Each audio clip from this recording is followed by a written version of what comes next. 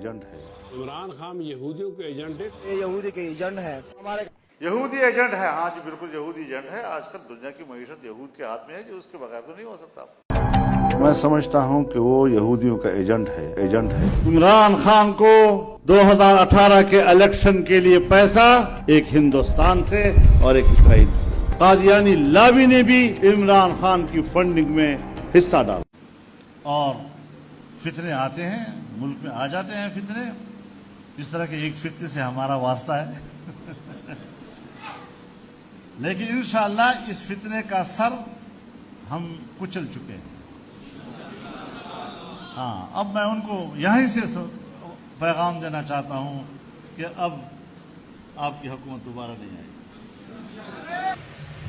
اور دجال بھی جب آئے گا تو اس کے ماتھے پر کافر لکھا ہوگا, لیکن اس کے دم سے بارش بھی ہوگی, مردے بھی زندہ ہوں گے, جہاں تھوک پھینکے گا وہاں سے سبزہ بھی اگے گا, کرامات بھی دکھائے گا. لیکن ہوگا دجال, ہوگا فتنہ. میں آپ کو اس فتنے سے بھی ڈرانا چاہتا ہوں اور متنبہ کرنا چاہتا ہوں کہ ہم خواہ مخواہ اس کے خلاف نہیں آئے میدان میں. ہے امریکہ کا دماغ کہلایا جاتا ہے, اور جس میں گولڈ سمتھ بھی اس مجلس میں موجود تھا, اور اس میں ہمارے وزیر خارجہ کو وہ کہتا ہے کہ ہمارے لونڈے کا خیال رکھا کرو, لک آفٹر اور بوائے. یہ عمران خان کا ذکر کر رہے ہیں. ہاں, اور یہ کون سے وزیر خارجہ تھے؟ یعقوب خان, صاحبزادہ یعقوب. ہاں ہاں. اور یہ باتیں اب ادارہ اداروں کے پاس جائے, ان کے پاس سب ریکارڈیں موجود ہیں جی. پھر اس کے بعد حکیم, اور آج کل کہتے ہیں جی ہم تو جہاد لڑ رہے ہیں. جہاد کس چیز کا لڑ رہے ہو؟ تمہارے خلاف جہاد جائز ہے. بے حیائی, فحاشی, عریانی, مہنگائی, بے روزگاری, بین الاقوامی اداروں کے ساتھ غلط ان کے شرائط پر معاہدات, اس پر دستخط کرنا, ملک کی معیشت کو بیچنا, بیڑا غرق کر کے رکھ دیا آپ نے پاکستان کا, اور اب پھدک کر پھر رہے ہو ادھر ادھر کہ میں تو ملک کو بچا رہا ہوں. عمران خان اپنے حدود میں رہو. جمعیت والے زندہ ہیں. ہم زمین اتنی گرم کر دیں گے آپ کے لیے کہ آپ کی یوتھیوں کے نرم تلوے اس زمین پر نہیں رکھے جا سکیں گے.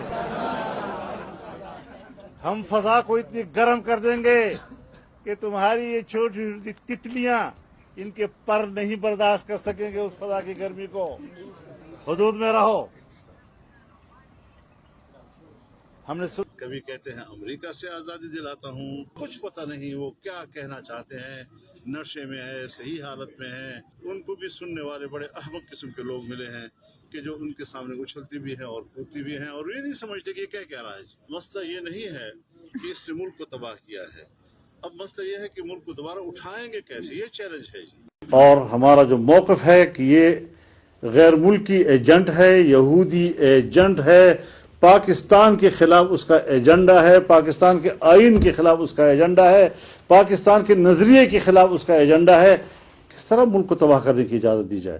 جس طرح فضل الرحمان اسلام کو بیچتا ہے, اس کو جو مرضی فتویٰ دلوانا ہے اسے دلوا لو, اگر اس کو تم پوزیشن دے دو. اگر 30 سال سے وہ پالیٹکس میں, مجھے بتائیں کہیں دنیا کے اندر اس نے ایک دفعہ اسلام کی کوئی بات کی ہے باہر جا کے؟ اور یہاں بتائیں پاکستان میں کتنے لوگ اس کو دیکھ کے مسلمان ہوئے؟